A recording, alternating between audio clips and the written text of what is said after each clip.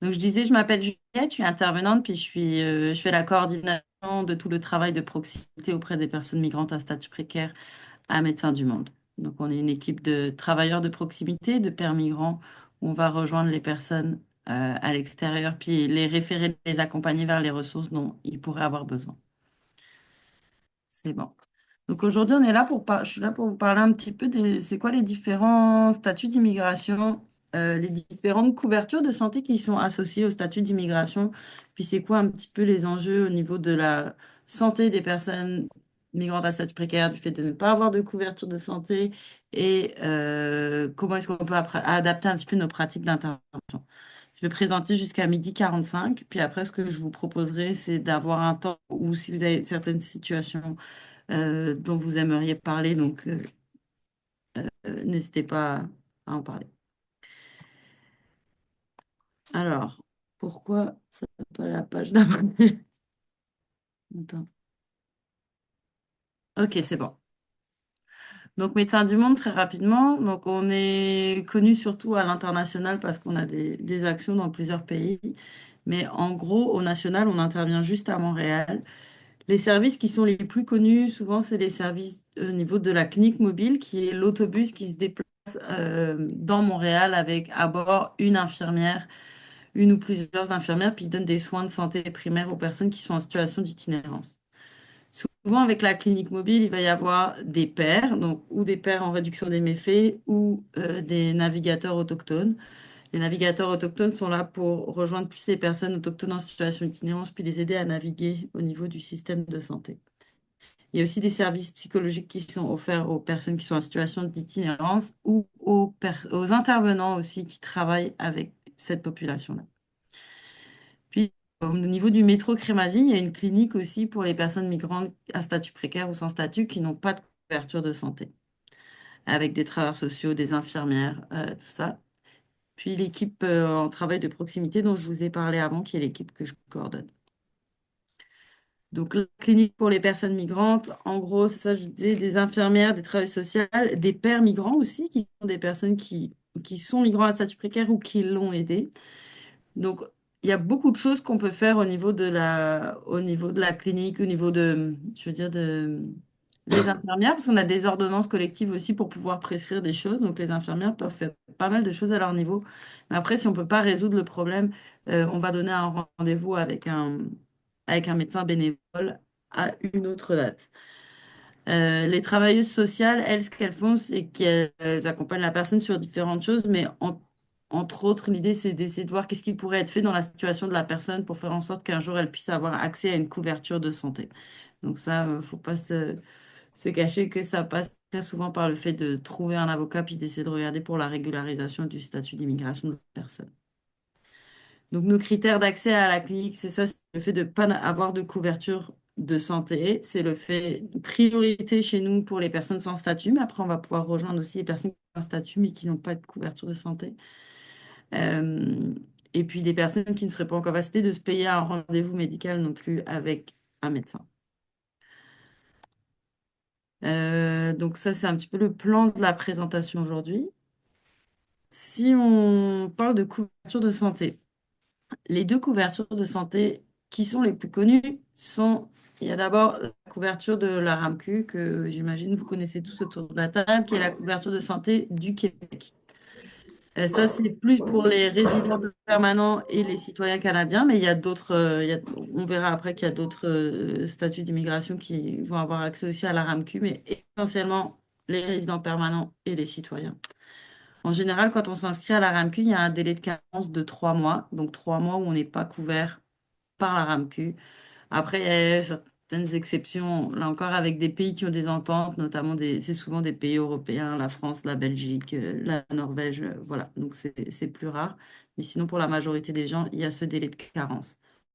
Quand on est à l'intérieur qu'on vient de s'inscrire à la RAMQ, qu'on est à l'intérieur des 3 mois de carence, il y a quelques soins qui peuvent être quand même couvert malgré le délai de carence. Ça va être pour les personnes qui sont victimes de violences conjugales, familiales ou agressions sexuelles. Donc vraiment, on parle juste des soins en lien avec ces actes-là. Ça peut être les soins en lien avec la grossesse aussi. donc l'accouchement par exemple, oh, pardon, ou une interruption volontaire de grossesse. Donc là, encore une fois, si la femme enceinte, elle s'est cassé la jambe, c'est pas la jambe qui va être couverte, mais c'est vraiment juste tous les soins en lien avec la grossesse. Il y a une autre exception pour les maladies en lien avec la santé publique. Donc là, on pense surtout à tout ce qui est la Covid ou ce qui pouvait être, la tuberculose par exemple, tout ça. Donc comme c'est des maladies de santé publique, il y a une exception au délai de carence. Puis depuis 2021, tous les enfants qui résident au Québec ont accès à la RAMQ dans le cadre du projet de loi 83. Donc ça, c'est quelque chose de nouveau. Il y a encore des enjeux d'application de cette loi. Mais là, on parle bien des personnes qui résident, des enfants qui résident au Canada. Donc ça veut dire ceux qui sont là en vacances n'ont pas accès à la RAMQ. Il faut pouvoir prouver qu'on réside ici. Il y a une mini-exception dans la loi 83 où ça va être aussi les enfants de demandeurs d'asile qui sont nés à l'extérieur du Canada. Donc ceux qui sont venus, qui sont nés à l'extérieur du Canada puis qui sont venus avec les parents. Si un demandeur d'asile est un enfant ici au Canada, enfin au Québec, et puis il est né ici, l'enfant va être couvert par la RAMQ.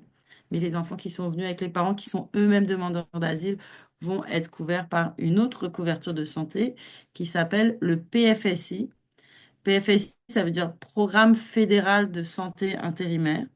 Ça, c'est une couverture du Canada qui s'adresse principalement aux demandeurs d'asile, mais pas que. Ça peut être aussi pour les personnes qui sont victimes de traite ou les personnes incarcérées, mais elle est essentiellement connue par rapport aux demandeurs d'asile.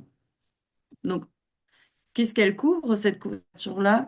Elle couvre la même chose que la RAMQ, mais il va y avoir d'autres choses aussi qui sont inclus. Donc, notamment certains soins dentaires, pas tous, mais certains soins dentaires au niveau de l'examen de la vue ou les lunettes, ça va être couvert dans le cadre du PFSI. Ambulance, jusqu'à un maximum, je pense, c'est $350, quelque chose comme ça. Des services psy. Donc, je crois qu'il y a quelque chose comme jusqu'à 20 séances en psychothérapie qui sont couvertes dans le cadre du PFSI. Puis d'autres professionnels de santé comme physio, ostéo, masso, tout ça. Euh, Donc, finalement, les demandeurs d'asile qui ont un PFSI, puis qui vont avoir besoin de soins au niveau des dents ou des yeux, ben, comme c'est pas à RAMQ, sauf pour les personnes qui sont sur l'aide sociale, on conseille, nous, vivement aux personnes, s'ils ont besoin de faire ces soins-là, de le faire pendant qu'ils ont un PFSI. L'enjeu avec la couverture PFSI, c'est que c'est pas tous les médecins, tous les professionnels de santé qui acceptent cette couverture-là. Parce que pour le professionnel de santé, c'est un petit peu différent de se faire rembourser de la part du Canada que de la part du Québec. Il a d'autres petites démarches à faire, puis c'est un processus différent. Donc, il y a les médecins, enfin, ou les professionnels de santé ont le droit de refuser cette couverture de santé-là. Donc, même si les gens sont couverts en théorie, il y a un gros, gros enjeu après d'accès au niveau d'un médecin. La procédure classique pour pouvoir quand on a un PFSI, pour pouvoir prendre un rendez-vous médical avec un médecin généraliste, c'est de faire le 8-1-1 et faire l'option 3. Donc là, parler avec un agent administratif, la personne va parler aussi avec une infirmière qui va comme un peu prévaluer sa demande. Puis après, ils vont donner un rendez-vous avec un médecin généraliste. C'est pas toujours facile d'avoir rendez-vous avec un médecin généraliste. On conseille nous, aux gens de vraiment bien, bien préciser lors de la prise de rendez-vous qu'ils ont un PFSI pour faire en sorte qu'ils puissent être euh, mis en rendez-vous avec un médecin qui accepte le PFSI. Mais il y a des gros enjeux d'accès par rapport au fait qu'il y a des négociations au niveau du gouvernement, entre le gouvernement et les médecins là-dessus, puis que, en gros, ça, c'est un petit peu aussi au cœur des négociations. Donc, c'est les personnes qui sont les principales victimes de ça. Euh, un dernier truc que j'ai oublié de dire au niveau de la RAMQ, sur les exceptions en lien avec le délai de carence, c'est qu'en gros, bon, bah, vous savez, on s'inscrit à la RAMQ, puis là, bah, on ne reçoit pas tout de suite sa carte, mais on va recevoir après, plus tard, une date qui va dire, genre, bon, bah, une lettre plutôt qui va dire à quelle date va commencer réellement la validité de notre RAMQ. Ce qu'il y a, c'est que si on est enceinte, puis qu'on a besoin de se rendre à l'hôpital, puis on n'a pas encore reçu ce papier de la RAMQ, ou tu sais, à l'hôpital, ils vont pas forcément l'accepter, on demande à la RAMQ, euh, ils peuvent envoyer un genre de lettre d'exception. Donc, par exemple, de bien préciser sur la lettre que bon, bah, la personne s'est inscrite à la RAMQ, le délai de carence est jusqu'à temps, mais les soins de santé, les soins liés à la grossesse, par exemple, sont couverts. Puis avec cette lettre-là, ça va faciliter l'accès de la personne au niveau des soins de santé, puis de l'hôpital, par exemple. Euh, Là, j'ai parlé de la couverture au niveau du Québec, j'ai parlé de la couverture au niveau du Canada avec le PFSI, mais il y a aussi beaucoup de personnes qui vont avoir une assurance médicale privée. Donc, ça peut être par exemple des gens qui ont un visa de visiteur, qui ont pris une assurance voyage. Ça peut être quelqu'un qui a un permis de travail, qui est un travailleur, puis qui va avoir une assurance.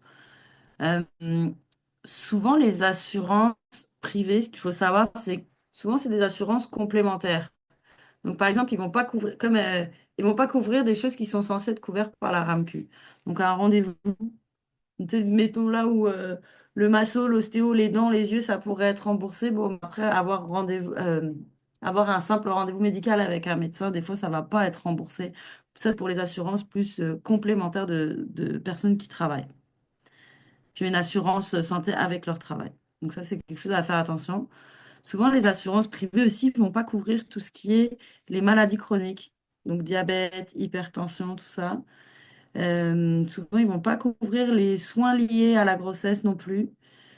Puis souvent, ils vont pas couvrir non plus les maladies qui sont que la personne elle avait avant de s'inscrire à l'assurance privée. Donc, tu sais, si je sais pas si tu t'es cassé la jambe avant de t'inscrire, ben, après les soins par la suite, ben, ça va pas forcément être couvert. Aussi, ce qui n'est pas couvert, ça va être tout ce qui est contraception, dépistage. Donc ça, c'est pour ça que, par exemple, des gens qui ont des assurances privées, nous, on va aller voir un médecin du monde pour la contraception, dépistage, parce que c'est jamais inclus, quasiment jamais inclus dans les assurances privées. Est-ce que déjà, par rapport aux trois types d'assurances que j'ai présentés, est-ce qu'il y a des questions jusque-là?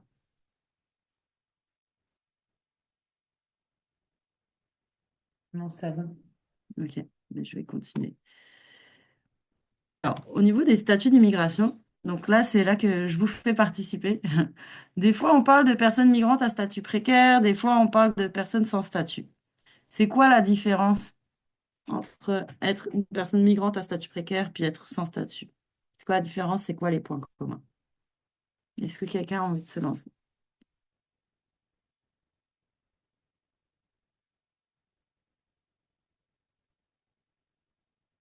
Vous pouvez parler soit en ouvrant votre micro, soit peut-être en mettant dans le chat comme vous préférez.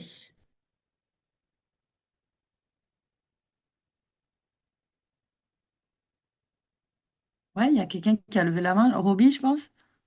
Oui, donc je vais me lancer en fait. Les personnes migrantes à statut précaire sont à l'égard de la santé, là, sont des personnes qui ont un document d'immigration valide, mais temporaires et précaires, par exemple, qui peuvent ne pas avoir accès à certains soins de santé ou à la couverture de la RAMQ. Donc oui, ils sont légaux, si on peut dire, mais par exemple, quelqu'un avec un permis de travail ouvert, sans conjoint ou un étudiant, par exemple, n'aura ni RAMQ ni PFSI. Donc ça le met dans une situation précaire à l'égard des soins de santé. Une personne sans statut pour sa part, ben, elle n'a pas forcément de documentation d'immigration, quelle qu'elle soit. Donc, c'est ce que je dirais pour l'instant. Ouais, bah, c'est une très bonne réponse. En gros, bon, migrant à statut précaire, c'est pas un terme juridique, hein, c'est un petit peu plus comme un terme parapluie qui regroupe les différents statuts d'immigration temporaire. Donc, comme vous avez dit, les étudiants étrangers, tout ce qui est permis de travail temporaire, ça peut être aussi statut implicite, donc quelqu'un qui a demandé le renouvellement de son statut avant l'expiration, mais tu sais, qui est dans l'entre-deux, qui peut pas sortir du territoire, sinon il peut plus re-rentrer. Voilà, donc il y a quand même certains droits qui sont associés, mais c'est assez limité. Puis, sans statut, c'est ça, c'est une absence de statut d'immigration. Attention, ça ne veut pas dire que la personne n'a pas une demande qui est en cours pour régulariser son statut d'immigration. Tu sais, je prends l'exemple de, je sais pas, quelqu'un qui aurait une demande de résidence permanente pour considération humanitaire en cours, mais qui seraient présentement sans statut. Donc c'est attention à ne pas confondre non plus les deux. Mais comme vous disiez, ben, le point commun un petit peu entre les deux, c'est qu'ils ont beaucoup de barrières d'accès au niveau des différents services, des différents programmes, des droits, puis notamment du droit à la santé. Donc ça veut dire pas d'assurance chômage, pas d'aide sociale, pas le droit aux garderies, pas le droit à la couverture de santé, entre autres.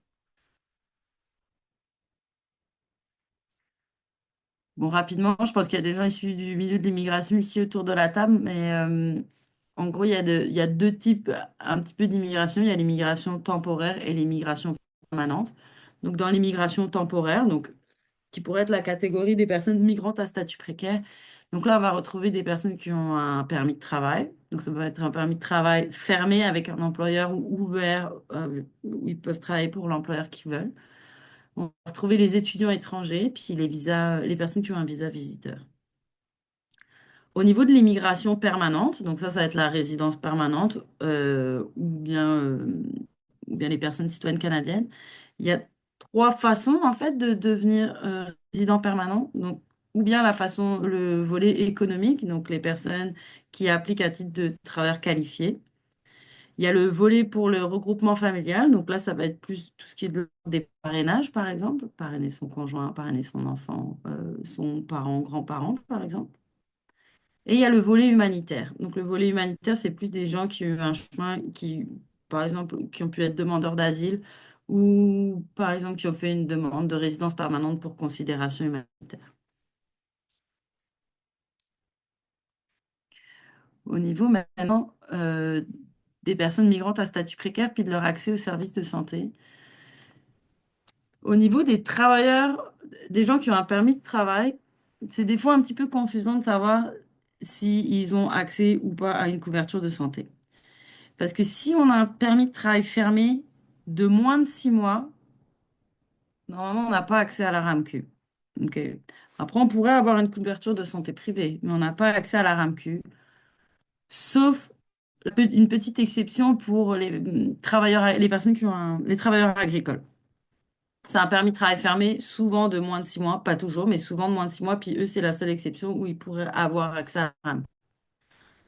Les personnes qui ont un permis de travail fermé de plus que 6 mois ont accès à la RAMQ. Donc là, c'est permis de travail fermé, moins de 6 mois ou plus que 6 mois, plus leurs dépendants aussi. C'est le conjoint ou la conjointe qui a un permis de travail ouvert qui est lié au permis. Ben, en fait, ça va être un petit peu les mêmes droits. C'est si moi j'ai un permis de travail fermé de 6 mois, puis que mon conjoint a un permis de travail ouvert associé au mien, ben, si j'ai le droit à la RAMQ, il va avoir le droit aussi à la RAMQ. Pour ce qui est des permis de travail ouverts, donc très souvent des permis de conjoint, ou ça peut être des personnes qui sont en attente de parrainage à l'intérieur du Canada, tu sais, qui ont déjà envoyé la demande à l'immigration, qui peuvent avoir un permis de travail ouvert. Donc en général, il n'y a aucune couverture de santé publique. Donc ni la RAMQ, ni le PFSI. Attention quand même au niveau des permis de travail ouverts, parce qu'il y a comme deux autres, il y a différentes formes de permis de travail ouverts qui existent. Il y a par exemple le PVT, le permis vacances-travail, où ça c'est comme une particularité un petit peu de type de permis de travail, où ils vont avoir une assurance privée. Puis il y a les permis post-diplôme aussi, qui eux pourraient donner accès à la RAMQ, mais ça c'est comme un petit peu plus des exceptions. Sinon, à retenir que généralement les permis de travail ouverts, donc de conjoints, ou les personnes qui sont en attente de parrainage, en général, ça ne donne pas accès à la couverture de santé. Il y a des exceptions encore là-dedans, mais c'est ça qu'il faut retenir globalement. Ensuite, au niveau des étudiants étrangers, donc en général, ils ont aucun accès ou à la RAMQ ou au PFSI. Sauf encore là, quelques exceptions, parce qu'il y a des ententes entre certains pays, notamment des pays européens. Il y a des ententes qui sont bilatérales, où là, c'est genre, ah bah l'étudiant, s'il vient en France, par exemple, bah, il va avoir accès à la couverture de santé en France, donc l'étudiant français qui vient ici va avoir accès. Il y a certaines ententes, mais sinon, globalement, les étudiants étrangers n'ont pas accès à la RAMQ, ni au PFSI. Mais il y a beaucoup d'étudiants étrangers qui vont avoir une assurance privée notamment au niveau universitaire. C'est souvent les universités, c'est un peu comme inclus quand on s'inscrit, puis les étudiants doivent avoir une assurance privée. Les étudiants qui n'ont pas d'assurance privée, souvent, ça va être plus des étudiants qui sont dans des écoles privées, des choses comme ça, où l'école oblige pas forcément les étudiants à en prendre une. Donc ça, c'est plus les personnes qu'on va voir chez nous. Puis les visiteurs, ben, ils ont accès à aucune couverture de santé publique, ni RAMQ, ni PFSI, mais il y en a certains qui ont pris une assurance voyage quand même. Donc en gros, qui c'est que nous, on voit un petit peu plus à la clinique? Donc ça peut être les étudiants étrangers qui n'ont aucune assurance privée, certains travailleurs temporaires, notamment les personnes qui ont un permis de travail ouvert que je décrivais tout à l'heure. Ça peut être aussi des demandeurs d'asile qui sont refusés. Donc là, attention, des fois, les demandeurs d'asile, enfin, pas des fois, en fait, un demandeur d'asile qui est refusé continue à avoir accès au PFSI jusqu'à temps qu'il y ait une date de renvoi. Donc là, ça se pourrait que la personne soit demandeuse d'asile refusée et que son PFSI soit toujours valide. Mais si elle a reçu une date de renvoi, tu sais, c'est en général un demandeur d'asile qui est refusé depuis 20 ans ou quelque chose comme ça, bon, il y a de fortes chances que son PFSI soit plus valide. Dans le doute, à Médecins du Monde, on peut vérifier si la couverture de santé du demandeur d'asile débouté est toujours valide ou pas, avec le numéro IUC. Donc ça, c'est quelque chose pour lequel où les personnes peuvent nous contacter, ou vous, en tant qu'intervenant, pouvez nous contacter pour vérifier la validité du PFSI de la personne. Donc des personnes qui sont en attente de résidence permanente, et puis qui peuvent être sans statut ou avoir un visa de visiteur ou avoir un permis de travail ouvert. Généralement, donc, on peut avoir accès à la RAMQ. Puis les personnes sans statut, bien évidemment. Maintenant, quand on parle de personnes sans statut, qu'est-ce qui amène une personne à se retrouver sans statut? Souvent, ça va être, parce que souvent, on passe pas la frontière comme ça, en rampant, sans avoir de statut. C'est rarement comme ça que ça se fait. C'est souvent l'expiration du statut. Donc, c'est quelqu'un qui avait un visa visiteur ou un étudiant étranger, puis qui est resté sur le territoire après l'expiration de son statut. Ça peut être aussi une demande qui a été refusée par Immigration Canada, puis la personne est restée sur place. Très souvent, ça va être une demande d'asile refusée, en fait. Il faut savoir qu'il y a aussi un Immigration Canada, il y a un très très haut taux de refus des demandes pour considération humanitaire. Puis quand IRCC refuse la demande, ben, c'est ça, la personne tombe sans statut en général. Il y a aussi des délais d'immigration qui sont très très longs. Si je reprends l'exemple des demandes humanitaires, ça peut être 3 ans ou plus avant d'avoir son statut d'immigration, si c'est accepté. Donc là, toute une période où la personne elle est sans statut dans l'attente de la réponse. Il y a les personnes aussi qui des fois ont une méconnaissance au niveau des procédures migratoires. Il y a des barrières de langue, de compréhension. Il y a aussi beaucoup de difficultés à pouvoir avoir accès à un représentant légal, à un avocat euh, qui est, qui est qualifié, puis qui est disponible, puis qui va accompagner la personne.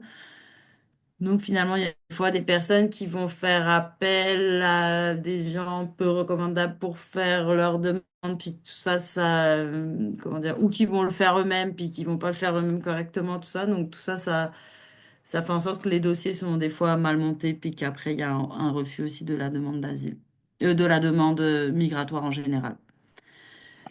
Il y a aussi ça peut coûter des fois certaines procédures migratoires très très chères, donc c'est ce qui fait qu'il y a certaines personnes qui restent sans statut pendant longtemps avant de pouvoir enclencher une demande au niveau migratoire.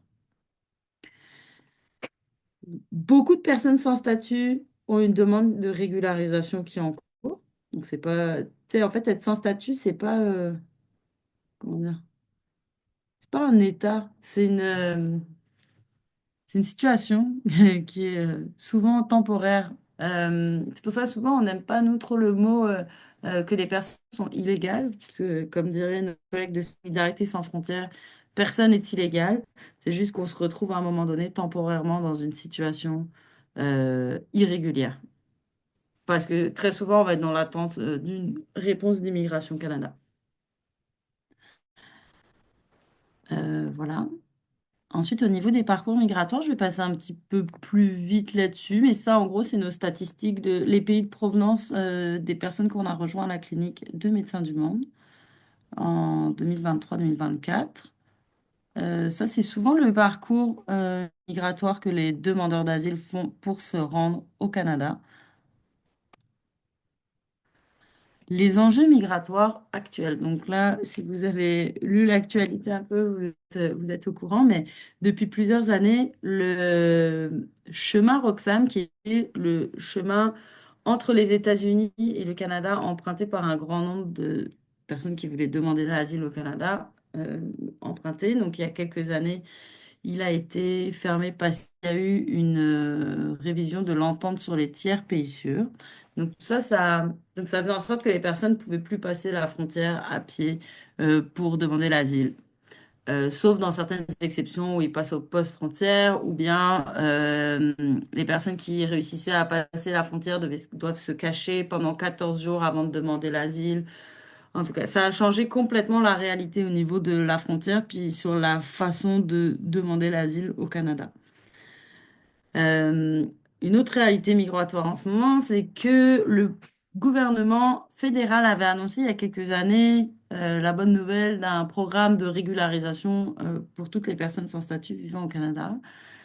Il y a beaucoup d'organismes communautaires qui ont travaillé dans ce sens-là. Et puis finalement, bon, ben, là, les élections, c'est bientôt. Ce programme, on peut se le dire, n'aura jamais lieu. Euh, il y a aussi certains programmes d'immigration qui sont spécifiques à certaines populations. Donc, je pense, suite au séisme au Maroc qu'il y a eu il y a 2 ans, je pense, il y a eu un séisme en Turquie aussi, la guerre en Ukraine, la situation en Palestine, la situation en Haïti.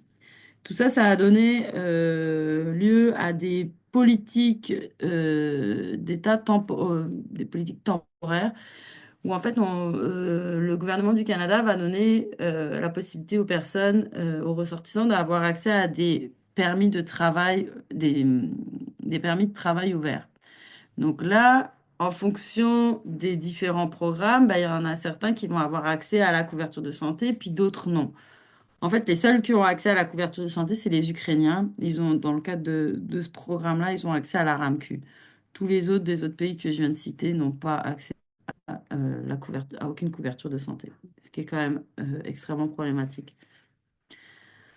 Ensuite, bah, vous avez entendu que le gouvernement du Québec et le gouvernement du Canada ont mis un gel sur le traitement des demandes de permis de travail au Québec. Donc ça laisse aussi tout un tas de personnes dans des situations qui sont extrêmement complexes en ce moment. Puis ils ont aussi instauré un quota sur le nombre d'étudiants étrangers.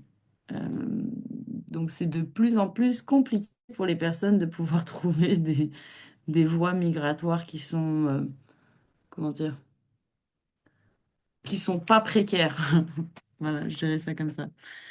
Puis il y a aussi tout le contexte de montée du racisme, de xénophobie, puis toute la situation qui se passe aux États-Unis où ça a un impact majeur en fait sur la réalité des personnes qu'on accompagne en ce moment. Si on va, je vois qu'il est 34. Ok. Si on va un petit peu plus du côté de l'intervention. Donc, les problèmes sociaux auxquels sont confrontées ces personnes-là, c'est, ben, comme vous le savez, tout ce qui est de la précarité financière. La plupart des gens ont de la difficulté à se nourrir, à se loger. Dès qu'il y a une dette, par exemple, au niveau de l'hôpital, bon, ben, tu sais, ça peut complètement, contrairement à quelqu'un qui a une couverture de santé, ben, ça peut complètement faire basculer la vie de la personne. C'est une dette de 20 000 dollars à l'hôpital, tu sais, bon, ben, c'est sûr qu'après, quand il s'agit de se nourrir et de se loger, ben, ça va avoir un impact majeur. Puis, c'est des personnes, on l'a dit avant, qui n'ont pas forcément accès à l'aide sociale ou aux prestations chômage ou aux allocations familiales. Exploitation par le travail, ça c'est ben, en plus de pas avoir de permis de travail, ben, souvent c'est compliqué de trouver un emploi quand on n'a pas de permis de travail. Puis souvent les gens ont besoin de trouver un emploi pour pouvoir survivre, puis pouvoir payer la nourriture, puis le loyer, puis survivre. Euh, puis souvent ben, il y a des situations d'abus où les personnes juste se font pas payer par l'employeur ou l'employeur qui dit ben bah, tu es dépendant de moi, donc finalement, tu dois faire un petit peu ce que je te dis. Donc, sinon, je renouvelle pas ton permis de travail, ou sinon, je te dénonce à Immigration Canada. Donc, ou bien de devoir travailler des heures de fou. Donc, au niveau, on jette le code du travail à la poubelle. Donc, ça, c'est beaucoup des réalités que les personnes vivent. La dépendance financière aussi vis-à-vis d'autres personnes, ça peut être vis-à-vis d'un conjoint, ça peut être vis-à-vis de personnes de la famille ou vis-à-vis d'une personne qui nous aide. Donc ça donne aussi lieu à tout un tas d'abus, cette dépendance financière-là. Donc on l'a dit, les personnes sont plus victimes d'abus, mais souvent ils vont pas porter plainte parce qu'ils craignent d'être eux-mêmes arrêtés quand on a un mandat d'arrêt à des fins migratoires sur les épaules, bah, et puis qu'on a été victime de quelque chose, souvent on va pas aller porter plainte. Bah, il y a tout ce qui est racisme et discrimination sur l'accès au logement, au niveau du système de santé. On va le voir après, mais souvent les gens vont pas consulter au niveau du système de santé parce qu'ils ont peur de se faire dénoncer au service d'immigration. Puis c'est des personnes aussi qui ont une santé mentale qui est plus fragile. On l'a vu avant, il y en a qui ont commencé leur parcours en faisant une demande d'asile, donc avec tous les traumas qu'il y a pu y avoir aussi avant de venir au pays. Les traumas qui sont vécus aussi à l'intérieur du pays avec le fait d'être sans statut, puis tous les abus qui peuvent être vécus ici. Il y a aussi une incertitude à pouvoir se projeter dans l'avenir. Tu sais pas si demain tu vas être déporté ou pas, tu sais pas si demain tu auras un statut ou pas. Ça emmène quand même vraiment beaucoup de stress et des dépressions majeures aussi chez les gens qu'on accompagne, puis qui nous font beaucoup de demandes de consultation pour ça. Il y a une santé physique aussi, bien sûr, qui est moins bonne pour eux et pour leurs enfants. Souvent, ils vont consulter, ils vont pas consulter en prévention ou ils vont pas consulter quand il y a des petits problèmes. Souvent, ils vont consulter quand il y a des très, très gros problèmes. Et c'est ce qu'on va voir maintenant. Donc, au niveau de la santé, finalement, il y a souvent une absence de suivi par rapport aux maladies chroniques. Donc, mais on sait que quand il y a un diabète qui est débalancé, quand il y a de l'hypertension qui n'est pas pris en charge, ça peut donner lieu aussi à des choses qui sont bien plus importantes sur la santé après. Puis souvent, les gens consultent quand c'est une urgence. C'est, mettons, un diabète qui est débalancé, bon, bah là, ils vont consulter quand ça va être rendu de devoir se rendre presque à l'hôpital. Donc, euh, ça, c'est des choses qu'on voit beaucoup. Souvent, les gens vont pas correctement prendre leurs médicaments parce qu'ils n'arrivent pas à pouvoir payer les médicaments. C'est pour ça que nous, on sensibilise beaucoup les médecins qui sont bénévoles à Médecins du Monde euh, sur le fait de prescrire des choses, de faire attention en fait au prix de ce qu'ils vont prescrire aux personnes pour avoir quelque chose que réalistement les gens vont pouvoir payer. Euh, Ou bien on voit des gens aussi qui, tu sais, mettons, ils ont tant de cachets, puis ils vont les couper en deux ou faire de l'automédication, tu sais, pour que ça dure plus longtemps, tout ça. Donc souvent, c'est compliqué d'avoir la médication adéquate. La santé mentale, stress, anxiété, dépression, ça, on en a parlé tout à l'heure. Beaucoup de femmes enceintes donc, qui n'ont pas de couverture de santé, qui ne peuvent pas payer pour un suivi de grossesse, puis qui vont se rendre à l'hôpital ben, sans avoir jamais, pour accoucher sans avoir jamais eu aucun suivi de grossesse. Donc, c'est quand même des grossesses qui sont vraiment très à risque.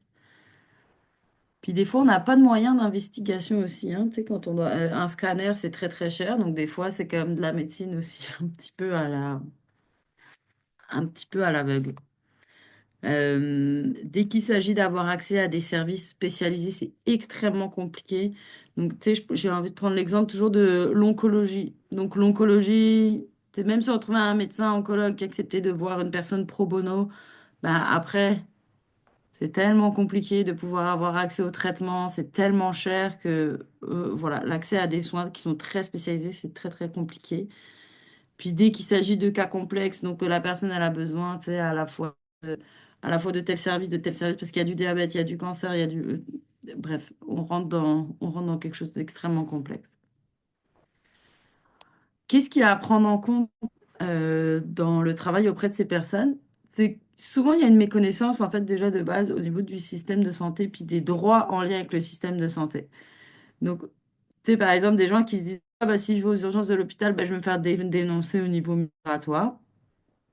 Donc, ça, normalement, ça ne devrait pas arriver. Je dis bien normalement parce que l'être humain étant ce qu'il est, il y a déjà eu des cas où la personne bien intentionnée de l'hôpital appelait Immigration Canada pour faire une vérification de couverture de santé, puis ça a activé des choses.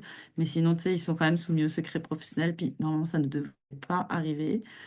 Ou les personnes qui se présentent, ça peut être aussi les personnes qui se présentent aux urgences pour un simple rhume, une simple gastro, parce que juste ils savent pas comment fonctionne le système, puis comment avoir accès à un médecin.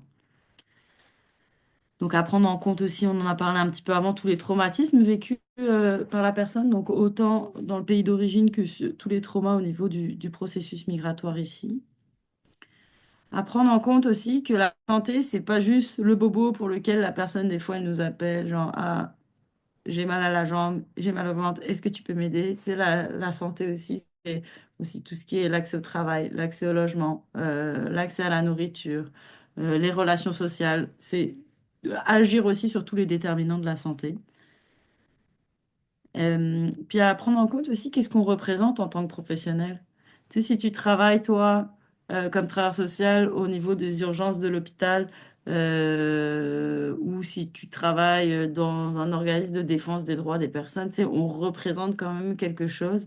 Ou en fonction de qui on est aussi, quelle langue on parle, tu sais, genre de quel pays on vient, c'est quoi notre histoire propre, bah, c'est sûr que ça renvoie quelque chose aussi à la personne qu'il faut prendre en considération. Si on en vient aux pratiques d'intervention, il nous reste 5 minutes. D'après notre expérience qu'on a envie de suggérer dans le travail auprès de ces personnes-là, c'est bon, bah, déjà de se dire que c'est des personnes qui souvent ont peur puis qu'il y a de la méfiance. Donc nous, c'est sûr, quand on travaille avec quelqu'un, toujours on va commencer les interactions par nommer l'aspect confidentiel des échanges avec la personne. Donc, OK, tout ce qu'on va dire ici, on ne parle pas avec la police, on ne parle pas avec l'immigration, tout reste entre nous. Puis, tu sais, on prend pas les informations personnelles non plus de la personne si on n'en a pas besoin. Nous, par exemple, euh, tu sais, on a besoin, comme vous tous autour de la table, de faire des statistiques au niveau de nos bailleurs de fonds. Mais par contre, on va prendre des statistiques confidentielles jusqu'à temps que peut-être elles soient patientes chez nous. Puis là, on va avoir besoin d'un petit peu plus de choses. Mais tu sais, par exemple, on prend jamais le nom de famille au complet de la personne. On va dire, bah, la personne, elle s'appelle Juliette G. Elle est née à telle date. Puis, tu sais, on a eu toute une réflexion aussi sur la gestion des données des personnes. Si demain, il y avait un mandat de perquisition pour notre base de données, tu sais, au moins, ça serait pas si facile que ça d'accès. Donc, toujours se poser la question, est-ce que j'ai vraiment besoin d'avoir toutes ces informations personnelles pour faire le travail que je dois faire auprès de cette personne-là? Ensuite, c'est important d'avoir, je pense, d'essayer de démêler déjà c'est quoi la situation migratoire dans laquelle la personne elle se trouve. Puis des fois, même la personne elle confuse elle-même entre ben, le parcours passé, tu sais, le fait qu'elle a été demandeuse d'asile le statut d'immigration actuel, bon, bah, maintenant, elle est sans statut, puis les démarches qui sont en cours, le fait que, je sais pas, elle a une demande humanitaire qui est en cours. Puis de comprendre tout ça, ça va nous permettre vraiment de remettre un petit peu en lumière au niveau de ses droits. Parce que si elle a été demandeuse d'asile, bah, peut-être qu'elle a accès à un PFSI aujourd'hui. Donc vraiment, essayer de démêler un petit peu tout ça. Puis souvent, nous, on demande aux personnes de retracer le parcours un petit peu au niveau chronologique. C'est genre, OK, quand t'es rentré au Canada, t'es rentré avec quoi comme visa? Et puis d'essayer d'y aller étape par étape pour essayer de faire du sens un petit peu. Puis c'est plus facile pour la personne euh, d'y aller comme ça. Euh, D'essayer aussi d'utiliser les différents termes du statut, du système d'immigration, tu sais, où souvent les personnes, on dit, ouais, c'est quoi ton statut? Ben, je suis réfugié. Ok, t'es réfugié, mais alors, attends, est-ce que t'es demandeur d'asile? T'as le papier brun ou t'es déjà passé à l'audience? T'es pas encore passé à l'audience, tu sais, pour essayer de voir est-ce que la personne est demandeuse d'asile, réfugiée acceptée, ou est-ce qu'elle a été déboutée de la demande d'asile? Donc, on essaie vraiment de parler de demandeur d'asile, réfugié accepté, tu sais, d'utiliser les termes vraiment du statut d'immigration. Euh, Ensuite, souvent les personnes, puis ça c'est encore plus quand on travaille avec des personnes migrantes qui sont en situation d'itinérance, des fois ils sont perdus eux-mêmes dans leur propre situation, tu sais, parce que le système d'immigration est compliqué. Fait que nous souvent, on demande aux personnes de venir avec leur documentation, puis là on peut farfouiller, bon bah avec la personne, c'est ah bah là on va retrouver un papier brun, on va retrouver des trucs, puis ça permet aussi d'essayer de retracer un petit peu le parcours de la personne, puis d'avoir une meilleure compréhension. Ensuite, je dirais que Euh, c'est important aussi comment dire, d'identifier à quel, tu sais, dans la première évaluation, la première rencontre qu'on fait avec la personne, de quoi elle va avoir besoin, puis de l'orienter vers des ressources fiables, des ressources qu'on connaît, des ressources avec lesquelles on a déjà créé des liens avec des intervenants, tout ça. Et de surtout pas vouloir remplacer, remplacer différents partenaires, parce que souvent c'est complexe quand on parle d'immigration, qu'on parle d'hébergement, qu'on parle de ceci, tu sais, quand il y a beaucoup, beaucoup autour de la personne, fait qu'important, je pense, de référer au niveau des services qui sont compétents pour le faire. Tu sais, j'ai donné l'exemple d'une intervenante il n'y a pas longtemps qui était quand même très bien intentionnée, tu sais, dans un centre de jour, puis qui a aidé une personne à monter, à faire une demande d'asile. Mais tu sais, ça n'a pas été correctement fait, puis ça a causé tout un tas de problèmes. Puis après, s'il y a un avocat ou un autre intervenant spécialisé qui se met le nez là-dedans, c'est extrêmement compliqué de corriger ce qui aurait été fait par la personne bien intentionnée, mais qui n'aurait pas eu les compétences de le faire. Donc attention à respecter aussi un peu les mandats de chacun, puis les ordres professionnels. Donc, c'est-à-dire aussi au niveau des travailleurs sociaux, bah, les travailleurs sociaux ne sont pas là pour faire du conseil juridique, même si à force, on commence à s'y connaître un petit peu en statut d'immigration, mais tu sais, on peut informer la personne de comment fonctionne le système, tout ça, mais le conseil juridique est réservé aux avocats. Puis des fois, ça peut valoir le coup de faire une consultation juridique une fois avec un avocat pour pouvoir avoir des conseils justement dans ce sens-là. Euh, Ensuite, quand c'est compliqué un petit peu de démêler, parce qu'on n'a pas forcément toutes les connaissances au niveau du statut d'immigration, puis démêler un peu la situation migratoire de la personne, bon, bah, c'est là qu'il y a quand même certains partenaires qui existent, et notamment au niveau de l'équipe de proximité de Médecins du Monde, c'est beaucoup, beaucoup ça qu'on fait, de soutenir les intervenants à démêler des situations migratoires compliquées, puis de voir à quoi ça donne accès en termes de droits. Donc, hésitez vraiment pas à nous appeler pour certains cas. Puis surtout, surtout, ne jamais appeler Immigration Canada ou l'Agence des services frontaliers pour savoir c'est quoi le statut d'immigration de la personne si la personne, elle sait plus c'est quoi son statut. Parce que si jamais elle est... tu sais, il n'y a pas de registre de sortie du Canada. Donc, si jamais la personne, elle a eu un mandat un ordre de sortie du territoire qu'elle n'a pas respecté ouais, ou un visa expiré, et elle n'a pas quitté le territoire, tout ça, bah, en appelant Immigration Canada, on risque de la reflaguer dans le système, puis ça risque de générer un mandat d'arrêt envers cette personne. Donc vraiment attention, c'est les avocats qui doivent faire des vérifications de statut, puis pas, faut pas le faire de n'importe quelle façon. OK, Juliette, une minute. On est au niveau du temps? Ouais, bah, je finis cette diapo, puis j'ai fini. Je voulais dire aussi qu'il y a toujours des exceptions, tu sais, genre, c'est pas, tu sais, normalement, t'es demandeur d'asile, t'es censé avoir un PFSI, mais là, il va toujours y avoir une craque de, bon, bah, le gars, il est demandeur d'asile, mais son PFSI, il est plus valide, puis il faut investiguer. Il y a des exceptions, il y a des changements de loi, tout ça, donc c'est pour ça qu'on peut parler aussi, pour essayer de mettre de l'ordre là-dedans. Ça, c'était au niveau des pratiques d'intervention, mais au niveau plus des organisations, moi, je vous inviterais à avoir une réflexion un petit peu sur les critères d'accès. Tu sais, je sais surtout en logement, en hébergement, bah, souvent il y a du financement en logement social, puis là, il faut être résident permanent pour pouvoir avoir accès aux choses, tout ça. Donc, je sais qu'il y a des organisations qui essayent de multiplier, enfin de varier un peu ou d'essayer de chercher plutôt d'autres modes de financement pour pouvoir élargir aussi leurs critères d'accès au niveau des statuts d'immigration pour les personnes et être plus inclusif.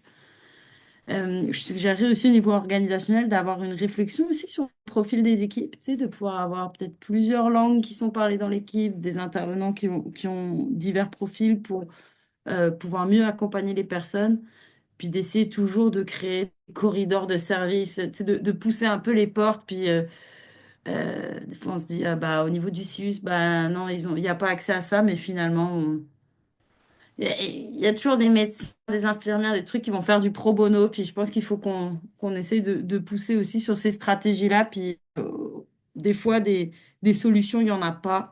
Puis c'est là qu'on peut rentrer dans des stratégies plus plaidoyer. Puis le remis fait du plaidoyer aussi sur tout ce qui est l'hébergement et l'itinérance des personnes migrantes. Ça, c'est mes coordonnées. N'hésitez pas pour certains cas spécifiques à nous contacter moi, où je pourrais aussi passer le relais à mon équipe aussi.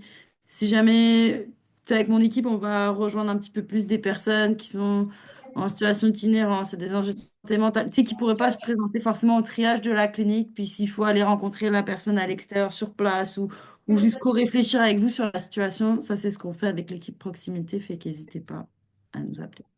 Merci beaucoup.